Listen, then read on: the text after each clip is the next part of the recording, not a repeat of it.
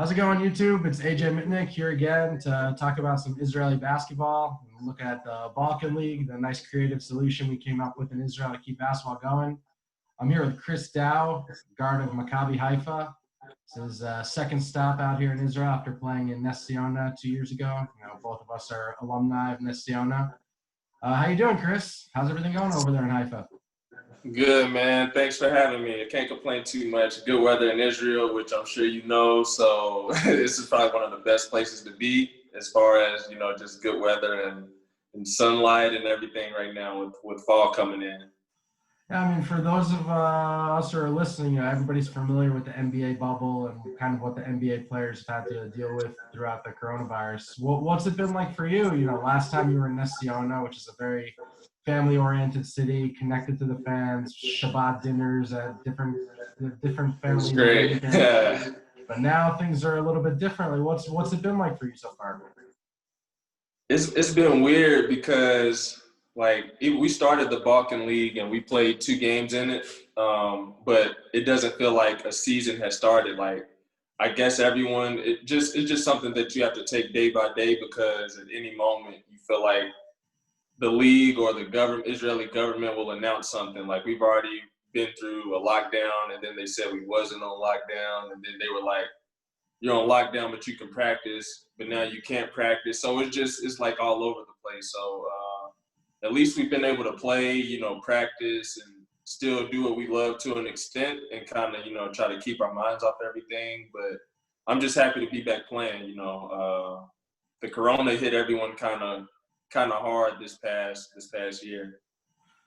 Yeah, I mean, I think it's pretty universally accepted that, regardless what you think about the virus, having pro sports on TV, gives people something to follow, gives obviously Sure. for us, the chance to do what we love is important, but I think there's a lot of people that it gives them strength and also just frankly gives them something to do when they finished every show they've could watch on Netflix.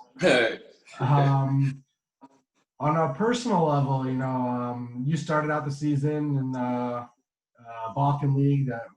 Instead of playing in the Israeli League, the Balkan League games have been coming first, and you've actually come out, looking in really good shape, physically and basketball-wise. Look like you're in maybe. I mean, it's hard to say relatively if it's the best shape of your career, just because it's a short sample size. Beginning of the season, it's a little bit, the balance of the team still hasn't been there. Yeah. But people haven't been able to have the same training conditions over the summer. And then obviously when we had the shutdown, you had, I think, 7-8 days without any practice. What secrets could you give out there of how you've been able to stay in shape basketball-wise, physically during this tough period?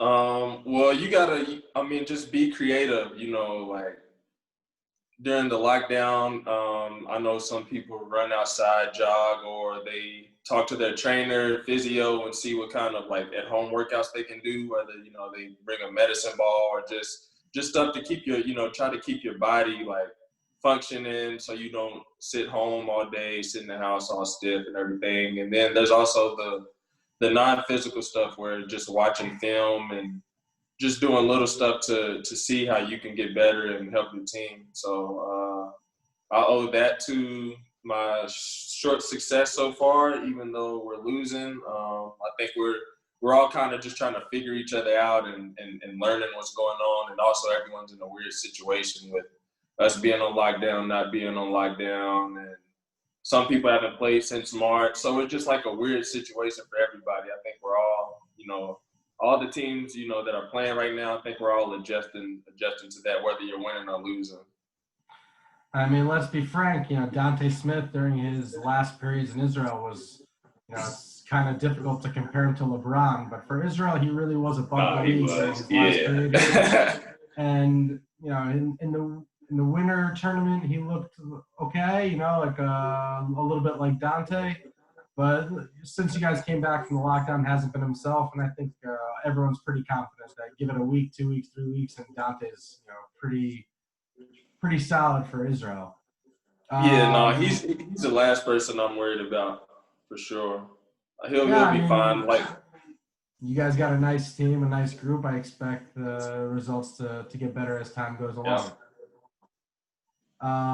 Now, when you were in Nestiona, you were very much thought of as a fan favorite, somebody who I know after the games, the young fans would wait to talk to you. I know that you were considered very involved in the community, and I got the feeling that that's how you've been like through most stops in your career.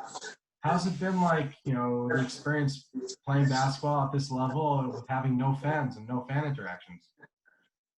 No fans. It's been weird, like just even watching it on TV. But at the same time, it's like at the like less of a distraction. I feel like because I know a lot of people who play for reasons other than like winning the game. You know what I'm saying? So this just like allows you to lock in, and you really have to be vocal. You really have to be a leader. Like you can't hide.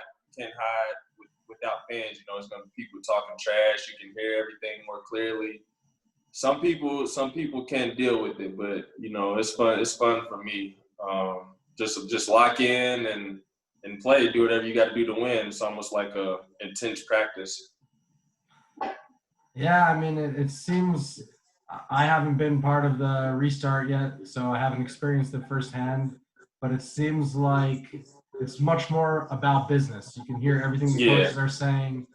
Guys who, historically 10th, 11th, 12th men who maybe could check out for parts of the game. Now, if they're not jumping up and cheering you throughout the game, it's pretty noticeable. Mm-hmm. So I think it's funny to see from the outside how behaviors are acting, but are changing. But there's that special feeling you get when you finish a game and you look in the stands and you can see Nobody. firsthand the people that you made happy playing the game. Yeah, no, we love the fans like that. They're always been a big part of sports. Something that we've learned, something that we've probably taken for granted over the years. With sports now starting, and you start to see no fans in the stand, and it's just kind of quiet. But also, you get to see another aspect of the game that you wouldn't see before. You can actually hear players talking. You can see the competitiveness. Like I feel like it's more competitive now, but we for sure miss the fans, and I hope that we can get everything under control, and hopefully we can start to get some fans in the stands. And I would love to see what the Haifa crowd is like. From history, I know they have a great fan base. I mean, honestly, I think worldwide, if we'll get to a point where you can have full stands in games again, it's really going to be hyped. Like, it's going to be awesome. On another note, now worldwide, you have a lot of people who are finding themselves in different situations, difficult situations due to coronavirus-related issues, whether that's economic, health, that they maybe never would have expected. And I personally, I view a guy like your journey, that you started third division in Germany, then moved to Portugal, went to second division France, moved the team up to first division, then came out to Israel. That you really worked yourself up, like coming from a small college and starting out in small teams. It really is the chances that you can get to where you are now. Playing in leagues with ex-NBA players, playing at high level, and not even just playing, being a great player at this level. Can you talk a little bit about maybe what inspired you along that journey, how you were able to push through, how were you able to go through the tough times? Just talk about, can you go over your journey a little bit? Well, in the beginning, what kept me going regardless of where I was playing was just the love of the game. Because when I started, I wasn't making any money. And I don't play for the money now, but I wasn't making any money. I got cut my very first job, and I would have been okay if I was playing bad. Like I would have, I would understand why I got cut, but I was playing well and the team was winning. And like I said, this was preseason, so we lost to. Keep in mind, I was third division Germany, and we played a couple Pro A teams, which is second division, and we lost. And the coach was like mad. And I remember literally right after one of the games, the team went into one locker room, and the coach and the manager called me into a separate locker room, and I was confused. And that's when he ended up telling me they were going to send me home, and I had been there probably a month and a half. And when I got home, I was just in a bad place, because I didn't know what I did to get sent home. It wasn't like I was a bad teammate because I got along with the guys. I'm a super unselfish player, and the team was winning. Like, we lost a couple games, but it was to, teams in another division, in a higher division than us. Not that that matters, but technically, like on paper, it's like, okay, they're supposed to beat us. They're higher, higher ranked or whatever you want to call it. So I didn't think I, was doing anything wrong. So when I got sent home, I was like, it's the first time I was like ever questioning my abilities in my game. I was like, well, if I played that well and the team was winning, then what the hell do I got to do? Do I got to average like 40, 20, and 10, like Wilt Chamberlain numbers or something? So I was only home for 5 days, and then I got the call from coach in Portugal who wanted me to come out. And I was actually nervous to take that one. So my first couple deals was like, they had something called a tryout period. I don't know if they still do it, but I was like, man, what's the tryout period? What's the tryout period? And he was like 14 days, like 2 weeks or something like that. So I was even scared to take that one.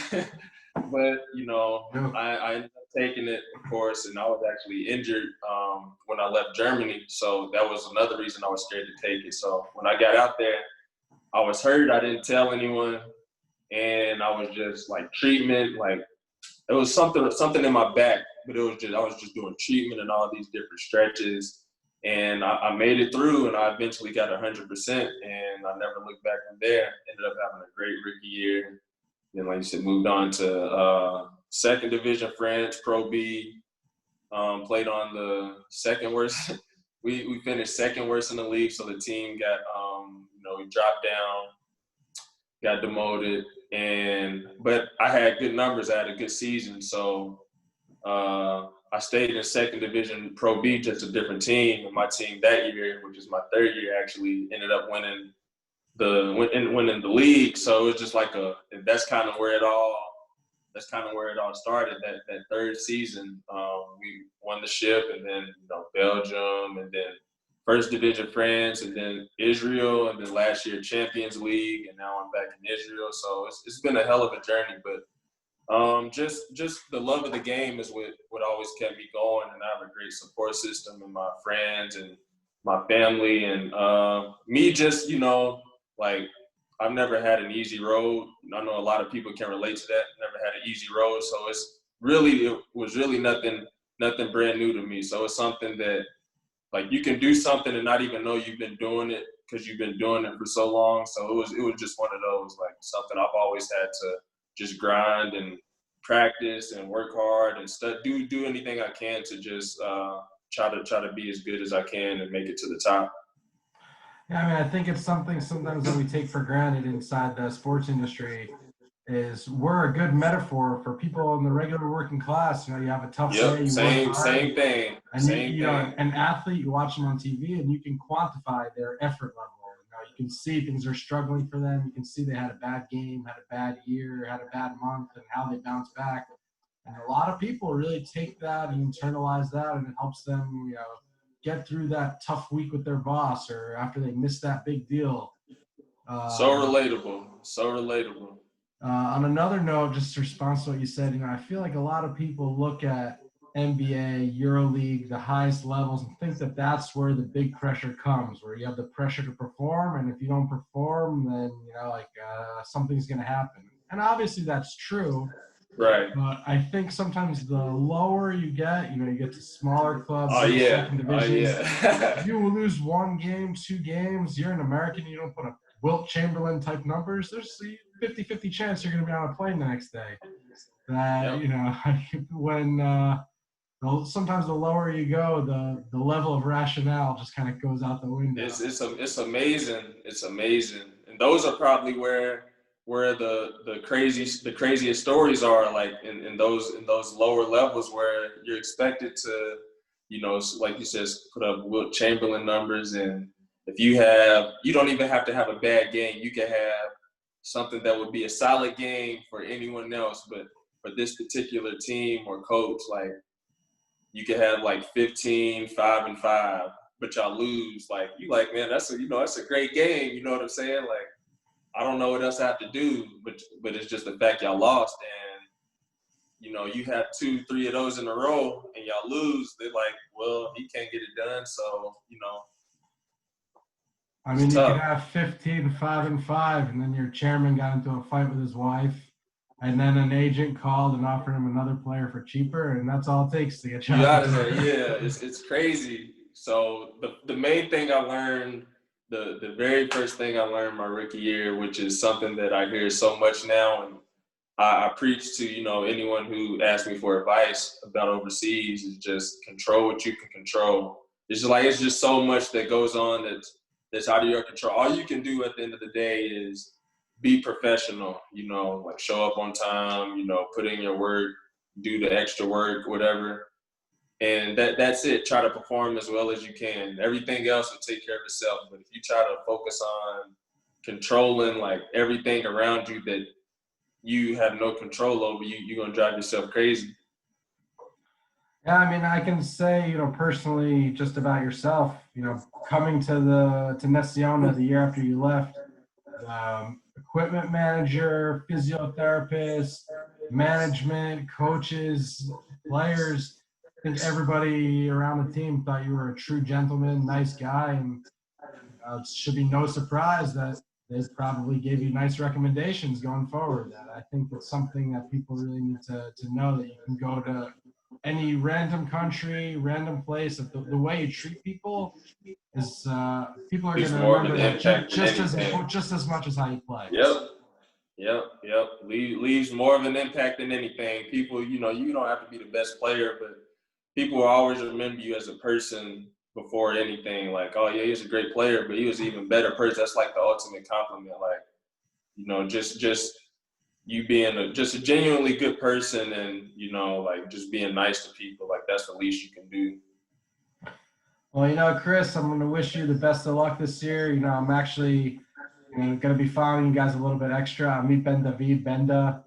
I was an assistant Good guy right there. for 3 years. My first 3 years of my career, Benda was the vet on our team in Rishon. He really took me under the ropes. And I mean, he still probably looks younger than you right now, even though he's getting up. He did play with us a couple times in practice. He's played a couple times. Yeah, he looks good, man. A funny story about Benda is 2014, when he was really towards the tail end of his career. I just come back from the States, like texted him, coming to the gym, like, let's meet up. He said, okay, like I'm working out. I went into the court. I saw there was a under 16 practice, like looked on the court, saw some kids practicing, think, okay, he's not there. Went to the weight room, not there. Went back. Benda was practicing with the 16-year-old kids, but it didn't register to me that he's not one of the kids. Like he looked like running around there, Looks young.